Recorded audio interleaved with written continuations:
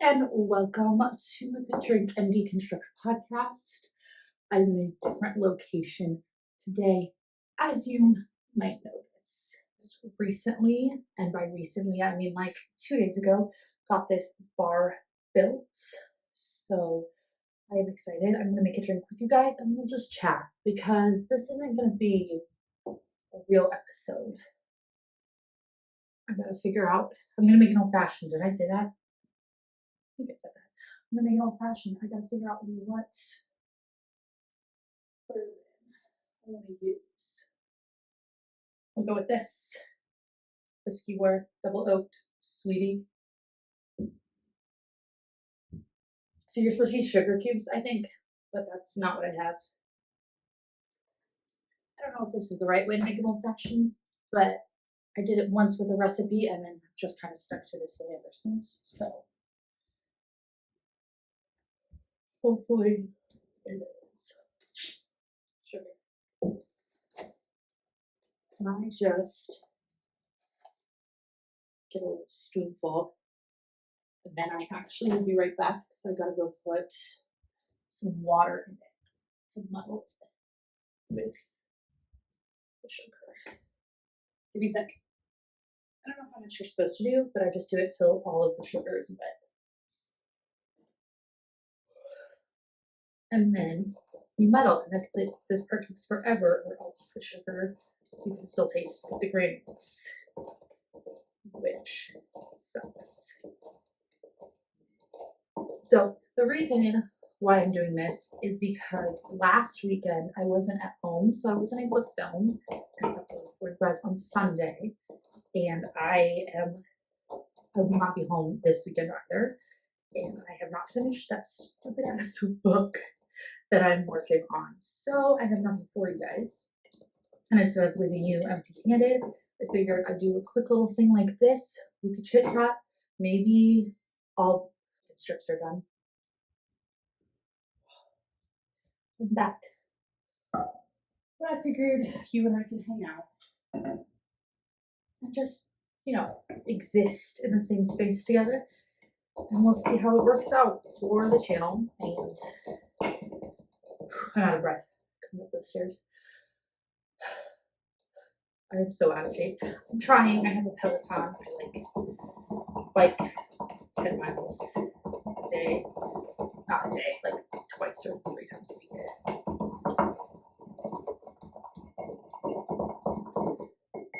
Alright, I'm gonna go rinse this off. I'll be right back. The one thing that I'm not like super fond about with this bar is that you have to walk downstairs to like wash anything or like when you're done with shit. Because we couldn't, the plumbing, we cannot get it upstairs, which at one point did stress me out. And then I realized that is such a first world problem, walking downstairs to my fully functioning kitchen from my upstairs bar. It's a little bit silly of me to be upset about it. So I'm not upset about it anymore, and I will work on it. Plus, it gives me more steps.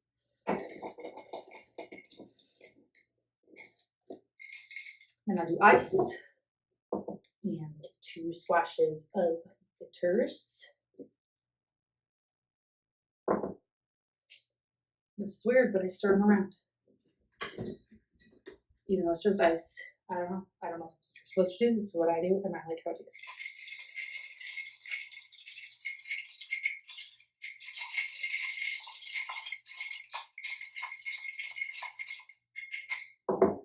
Gotta rinse that.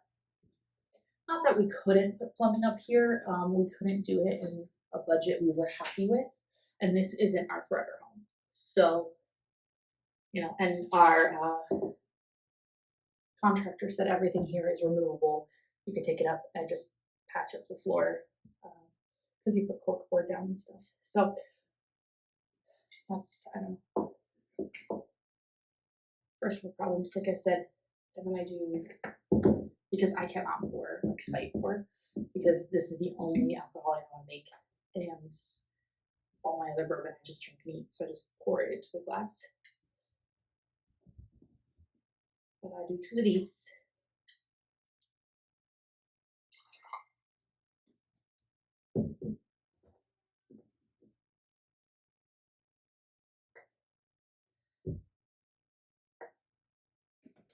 And then I slice an orange. Well, not slice it, but take the skin off of an orange.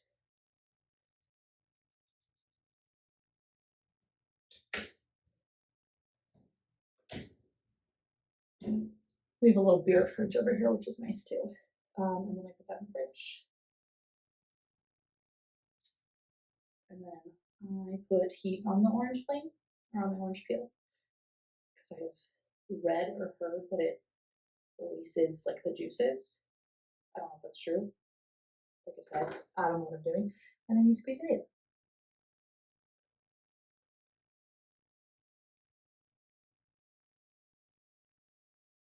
And then rub it all around. And cherries. And I do chew cherries because I love it.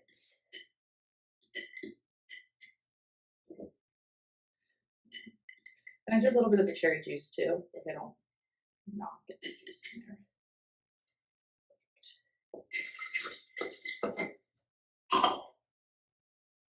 But yeah, so let's have a drink, eat some dinner, and just talk.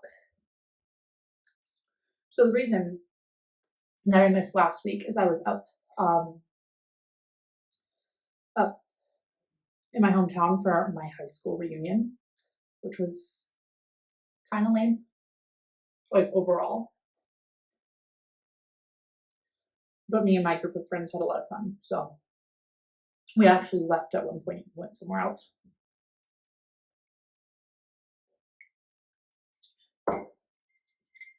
That's so good. But it got me thinking because everybody was like, you should talk about this on your podcast. You should have us on your podcast. My high school experience. Sorry, my dog wants chicken. You're very cute, sir, but you're not getting any chicken because mom was very hungry. My high school experience, because of my religious upbringing and how strict my parents were, was so much different than theirs. And like all the stories they were telling and all the things they were saying could not for the life of me relate at all. And I feel like high school Grace would have judged the fuck out of them, honestly.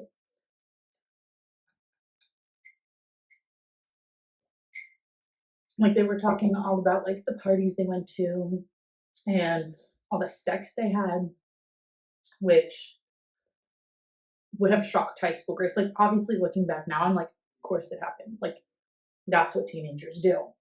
That's not what this teenager did. Although there were two other girls there who were like in my friend group in high school. Like they all kind of were. I went to a very small high school. There was like 112 of us in our graduating class or something. Like that actually graduated, I'm pretty sure. Anyway, two of them were girls that had been in like all of my classes, like my honors and AP classes. And they were very like had very strict Catholic parents, and the other I actually don't know if there's any religion there, but she definitely had very strict immigrant parents. And I don't know if it was necessarily that they were strict or if it was just it's in her nature to be like shyer and very introverted and not want to do as much with people. But we had a blast, and I was so happy to see her because she was like one of my best friends. I mean, those two were like two of my best friends in high school. So, and the one catered my wedding actually. She did a bunch of I had desserts for my wedding. But just seeing how differently my life turned out has given me a new perspective as a deconstructed Christian on looking back. So I look back and think I was so sheltered. I was so naive. I was so bigoted and hateful and all of these things. And I've always looked back and like resented that about being raised Christian. And I think in some ways it did stunt my growth and like fuck me up in my early 20s. And my first real relationship was my marriage. I definitely think there are more cons than pros to the situation. But um, one of the popular guys in high school who I was not friends with, and I have been like following each other on Instagram for a little bit. And he came and he hung out with us all night and it was really fun. And he kept telling us, like, if I had to do it all over again, I would do what you did. Um, because I was the kind of person in high school that was like, fuck this shit. Like, I thought I was like this emo scene kid who somehow, even though I was like super Christian, I don't know, I thought I was above everybody. And at the same time, it was like, it's cool not to give a shit. Meanwhile, he was like the captain of our pep team, basically. So, but he was like, I would do exactly what you did, you know, keep my head down, not stand out, not be popular, just like get through high school. Also brings me to like the conclusion that I view myself in my Christian phase so much worse than I think some people view me, which is weird to me because I hate me and I hate who I was. And I'm still working on that, like with my therapist and deconstructing and all of that. Like I'm still coming to terms with like I did the best I could with what I had at the time. And I think that's important when you're looking at evangelical fundamentalist Christians. It's important to look at like their intention, right? Because my intention was always good and I always thought I was loving, but looking back, I was not at all. I don't know.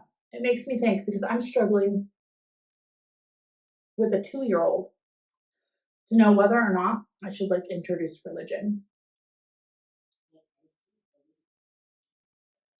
And if I do introduce religion, should it be like this is our religion? Or should it be like, hey, religions exist. These are all the religions. Pick one, pick none. I don't care. Which is kind of how I want to do it, but like when they're little. Because I watched Veggie Tales, right? Like I knew the story of Noah before I could talk. You know what I mean? Like I was in Sunday school. I knew all the Bible stories. I have the kids' picture Bible, all of that. And like that set the foundation for not that set the foundation for being indoctrinated, I think, later on. Because God and religion and faith was like this comfort thing. It was very nostalgic for me. It felt familiar.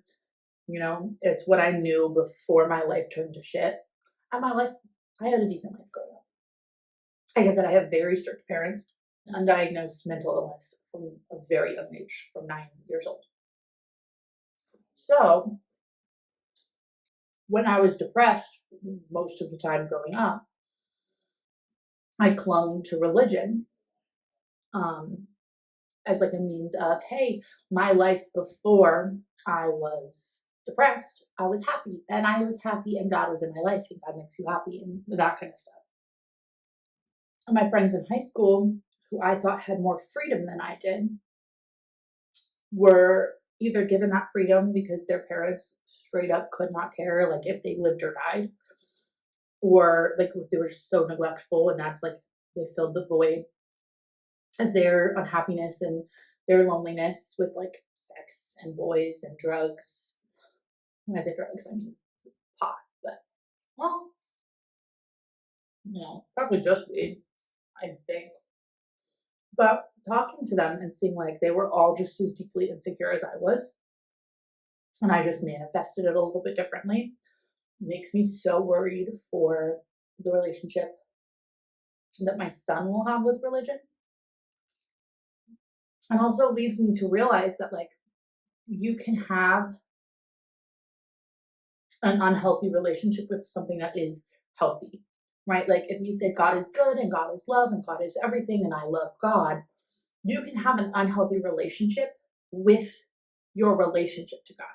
like not an unhealthy relationship with God per se, but like obsessively, like obsessing over your relationship with God, obsessing over being a Christian. Like it could become a crutch.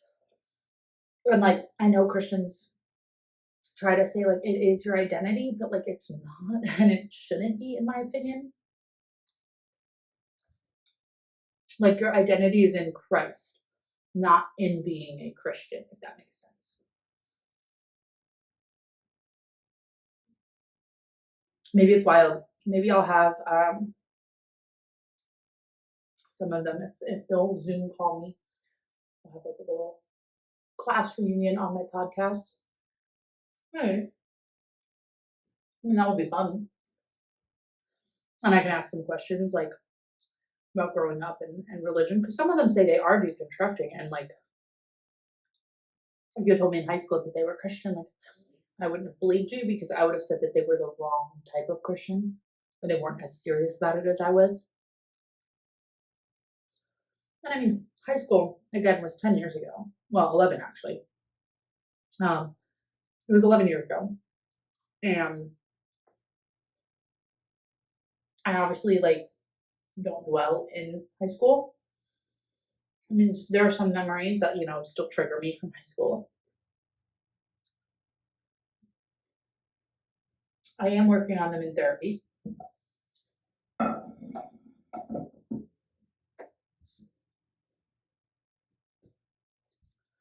But I also think it's important, like, as a deconstruction Christian,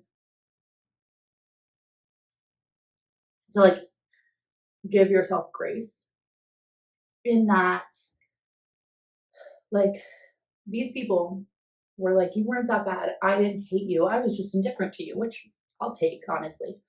Um, I didn't hate you, or they were like, I always thought you were a badass, or like, you're doing things right now, like you went the right way in like for deconstructing so publicly, for being so public about my mental illness. They like all kind of had this thing that it was like, don't fuck with Grace, which I wish, and a lot of people, I think if that is the case, it made them not want to get close to me. But I also had so many walls up, and I think all of us did.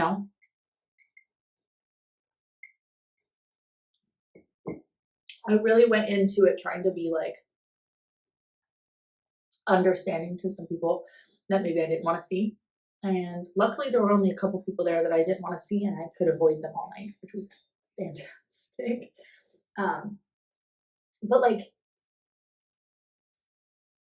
I don't know, just give yourself grace if you're deconstructing and you probably weren't as intolerable as you think you were. Like, these people years later want to reconnect and want to be my friend because of who I am now, and because, thank God, like social media exists, right? Because if this was back in like the 80s or 90s, who knows?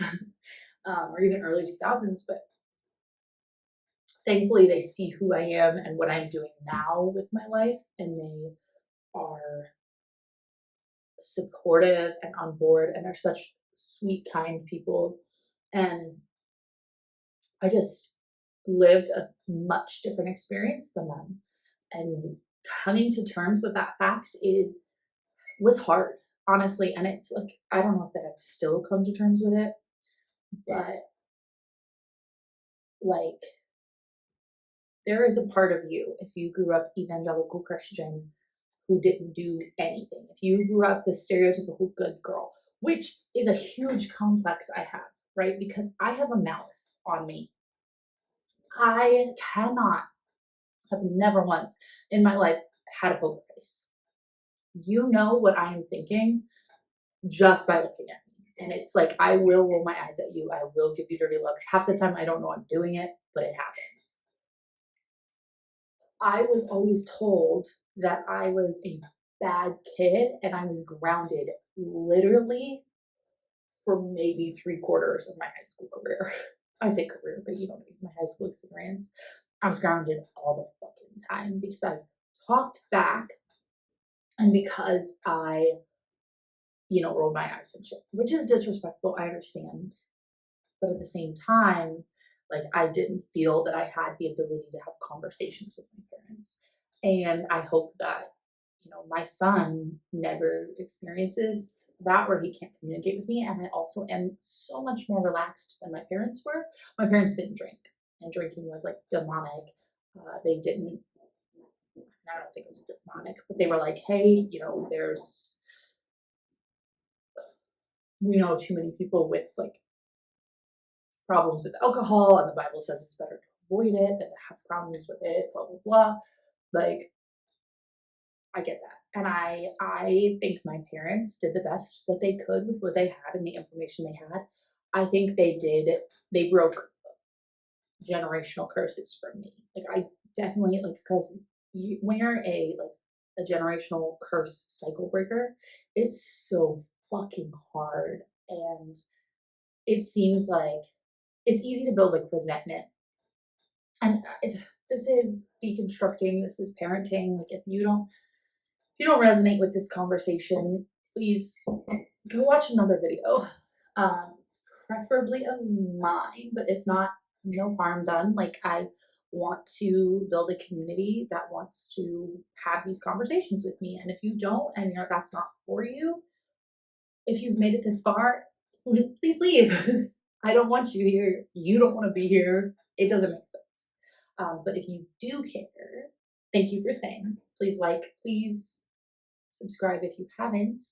And definitely share the video if this is like a conversation, because I know a lot of times I'll like look at TikToks and people are talking and eating, and you're like, I like this. I want to watch this. I want to like feel like I have somebody, and I kind of want to do that too. And somebody who understands you and hopefully knows a little bit about what you're going through.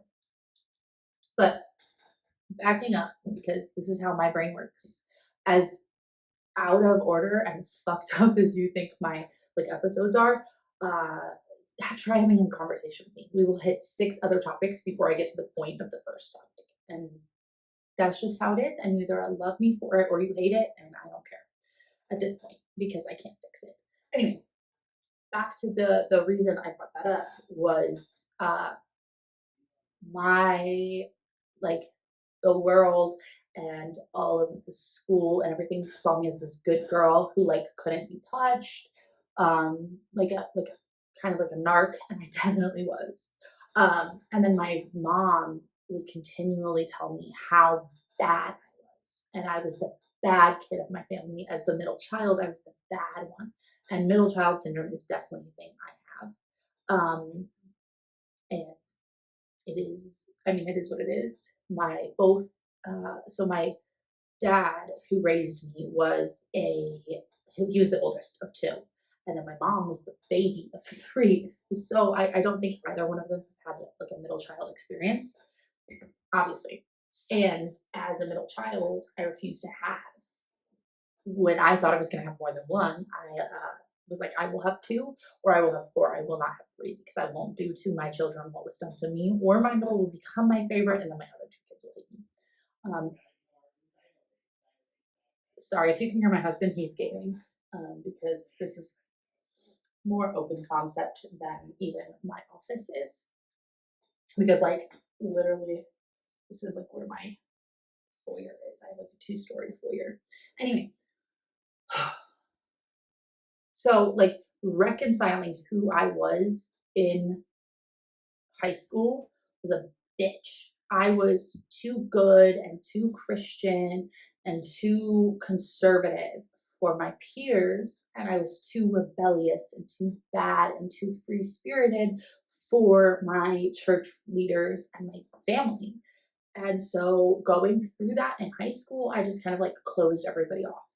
And I'm still working on that. Uh, it's still so fucking hard. Like I love a lot of people and I connect so strongly, so deeply, so quickly. It is just interesting now seeing as an adult, like giving myself grace in these situations, giving you know, my high school peers who are now my friends, grace in these situations is interesting. And it's really, I think, important as a deconstructing Christian to look at yourself and say, like, I may not have been at my best, but I was the best I could have been then. Because you believed what you were taught, because someone you trusted told you to believe what you were taught. And like, I don't know, nobody's raised an evangelical conservative, or nobody's born an evangelical conservative Christian nationalist. Nobody in the world is. You are raised to be that, you are trained to be that, you are indoctrinated to be that. It is very cult like, and there is one right way, one truth. And growing up with that experience and that view of the world, I resonate deeply with um, the couple of friends there that were like deconstructing Christians or Catholics or whatever they were, like who are wrestling with their faith now or who have left faith altogether. Like I resonate so deeply with that. And I guess I didn't realize at the time that there were other people who were living my experience or living a similar experience. And I also didn't realize that there were people living different experiences because when you're in high school, you are it. And and I mean, my 2-year-old, in his mind, he is it. Like the world revolves around that boy. And it does, because my world revolves around that boy. But he wants an applesauce, he gets an applesauce. Obviously, sometimes he has to wait or we don't have it or whatever. For whatever reason, I say no, we're about to eat dinner in 5 minutes, whatever it is. But for the most part, he wants attention, he just has to ask for it.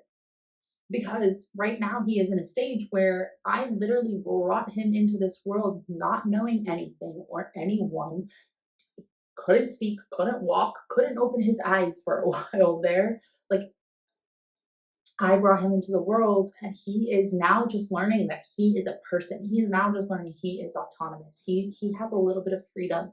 He can ask for things now. He can say, I hear a bird. It's so cute. He goes, here,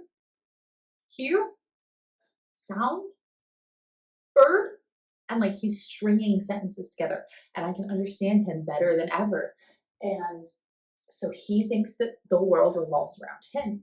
And then you become a young kid and adolescent, and then you realize like, okay, maybe there are other people in the world.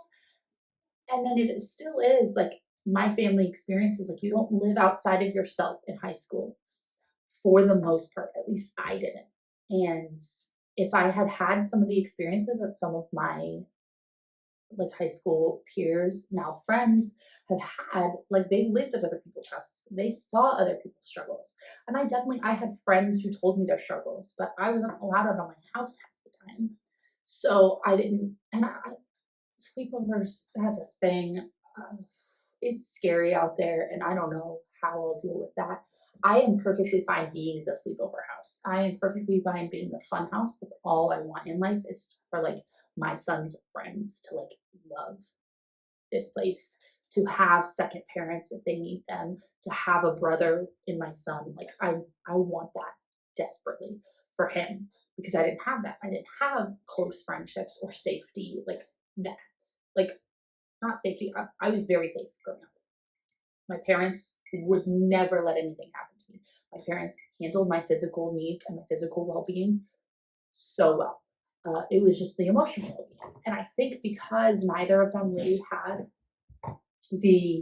their physical needs met as much, like they were like really poor or like growing up in like inner city situations, I think they went in overdrive protecting my physical being instead of my emotional being. And sometimes I feel like I'm doing the same to my son, but opposite. Like I didn't have a lot of emotional needs met.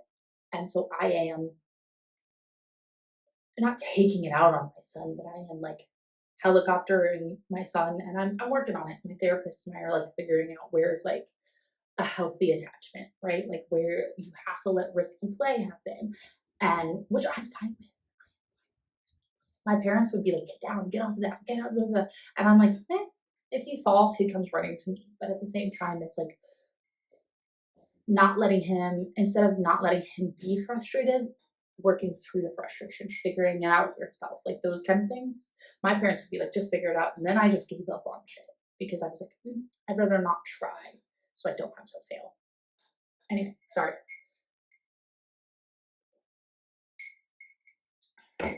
But back to like high school situation. When you're in high school, at least when I didn't have any other people's lived experiences. And I think with the onset of TikTok and Instagram becoming more popularized, like we had Facebook, um, but it was still new. Like we were the generation where social media, like we had MySpace, my generation did. We had MySpace for a couple of years, and then Facebook came on the scene, and then we were just figuring it out. And now I think like Gen Z has grown up with it completely. I mean, I'm on the cusp of millennial Gen Z, but for the most part, Gen Z has like grown up with it a lot, and especially and now Gen Alpha, they're growing up with it and they understand like how to communicate with people. And I think they are very much emotionally driven and they like understand and put themselves inside other people's experiences more than I think millennials did and generations before. But now that, so when I was a teenager, everything revolved around me. So I didn't think about my friends. Like my parents would compare me to my friends. My parents would be like, why can't you be more like one specific girl? And sorry about that. If you're a parent to young children, do you also eat fruit snacks as like a snack? Because I'm obsessed with them and I brought up several bags. I love fruit snacks. I also love jelly beans and it's almost Easter, which means jelly beans are in the store. I love jelly beans. Anyway, I don't know. So those were the thoughts that have been going through my head the last couple of days. And just, it was my first time drinking with any of them. It wasn't their first time drinking with each other or drinking with people from our school, which was a weird experience to be on the outside of. But it is what it is. That's just kind of what I've been thinking lately. Like I said, I want to do these a little bit more as like a not a how to deconstruct, but like a let's deconstruct together, you know? Like let's have a conversation. Please, please, guys, I am begging you with the comments. I want to talk to you. And right now I feel very one-sided talking to myself. Because I am. Because I sit alone and I say stuff. The other conversations we had were about like sexuality, which is so interesting. About like how, you know, if I had been about compet, like compulsory heterosexuality, if I hadn't grown up as religious as I did, would I have understood that I was bisexual sooner? And would that have shaped my experience? Obviously, if I didn't grow up religious, I would not have my husband. And he is a great man. Everybody's like, Grace, keep him. I was like, I'm trying. I'm trying so hard because if one of us is gonna fuck it up, it's gonna be me. But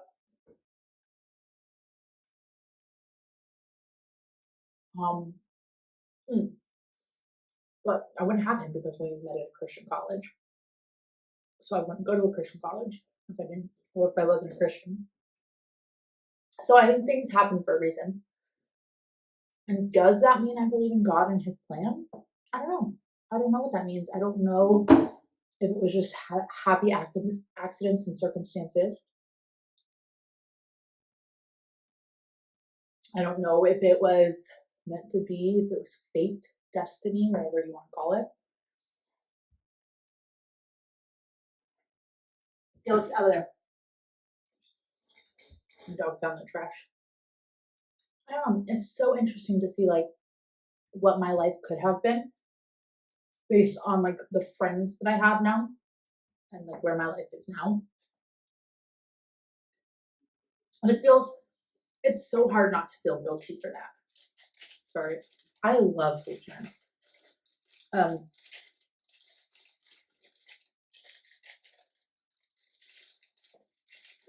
It's so hard not to feel guilty. I think because I was a shitty person in high school. I hated myself. I was mean to other people in the name of God and in the name of love. And yet somehow I came out ahead. If you're watching and I went to high school with you, this isn't a dig at you, probably. But a lot of the people I went to high school with seem miserable in their lives, in their marriages, in their jobs, in their singleness, or not having kids, which that's a whole other issue, infertility and things like that. What if you don't have kids because you're not married or in a long-term relationship? I don't. I can't give you a fruit snack. Sorry, babe. Anyway, a lot of people I went to school with seem miserable, and I feel bad because I am not, and I don't live those experiences they do, and I feel conflicted in because obviously your upbringing shapes who you are and how you view the world as a person. And I feel conflicted in my upbringing as a Christian, and I don't think that has anything to do with financially where we're at. I think my husband, well, okay, my husband was homeschooled, and that gave him a very strong drive to propel himself. I do not have that drive at all. My husband now owns a business. He's a very successful man, clearly. But I also am not just with him because he's successful. I was with him before he had anything. I had more than him, kind of, when we got together. At one point, we lived with my grandma because we would have been homeless otherwise. I just don't feel like I deserve a literal angel for a husband. He is the best man I know, the best man I have ever met. And like I said, if one of us is gonna fuck it up, it's gonna be me. And I am surprised he has not walked away yet, because God knows I have given him a million reasons to. But I just feel like if I'm having a hard time grappling with the fact that I'm grateful for something about being raised how I was, and it's not an all or nothing, right? It's not black or white. Sorry, the cherries my favorite part. It's not like if I would have been raised differently, I would be a completely different person. I don't think, but at the same time, I'm like, I deserve to be just as miserable as everybody I went to high school with. What did I do to come up with the best life? I mean, not the best, but you know what I mean. I've come kicking and screaming the whole way, dragging myself through therapy, through deconstruction, and this is where I'm at, and I'm very thankful for where I am at. And I still don't believe I deserve it. I don't know, again, if this is a God thing, if this is fate, or if this is just random happenstance. And this is just the lot I was given. But by whom? You know what I mean? I just drew some cards and I don't know. It makes my head spin, going in circles. And I could go in circles about this for the next couple of hours, but I wanted this to be a short, easy to edit video because I have therapy tomorrow. I have to clean up my whole house before Thursday night. It is Tuesday at 9 o'clock. And my parents are coming to watch my son because I will be out of town. I will be in Nashville this weekend for my birthday, which is the 9th. I will be 29 years old, which means it'll be my last year in my 20s. So scary. Anyway, thank you for listening to me ramble. Thank you for chilling with me. I love hanging out with people, and I have no one to hang out with as a stay-at-home mom. Sir.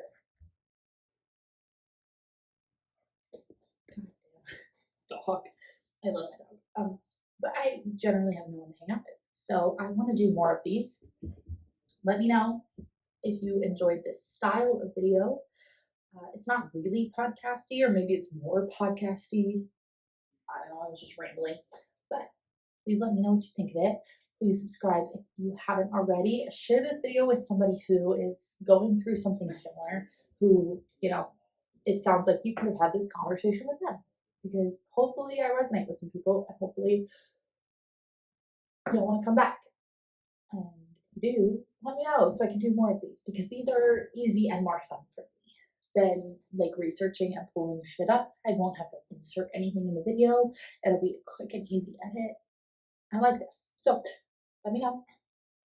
Thank you for coming. My old fashioned was bomb, so make one if you like bourbon, because they're so good if you've never had one. I don't know why you wouldn't have had one. They're like the cocktail. They were like the first cocktail invented, which is funny because they're like just bourbon and bitters and some sugar, which is not really like a cocktail. Like, you know what I mean? Like compare an old fashioned to like a sex on the beach. One of those is way more complicated to make. Probably. I don't know how to make a sex on the beach. This is the only cocktail I'm making.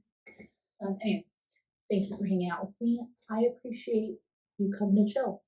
And I will see you. Okay, so next week I will have the You're Not Enough book read and completed by then. I just can't get through it. It's so bad. I have to stop every page and take notes about something she said. All right. Anyway, I will see you later. You have a great week, and I'll see you when I see you.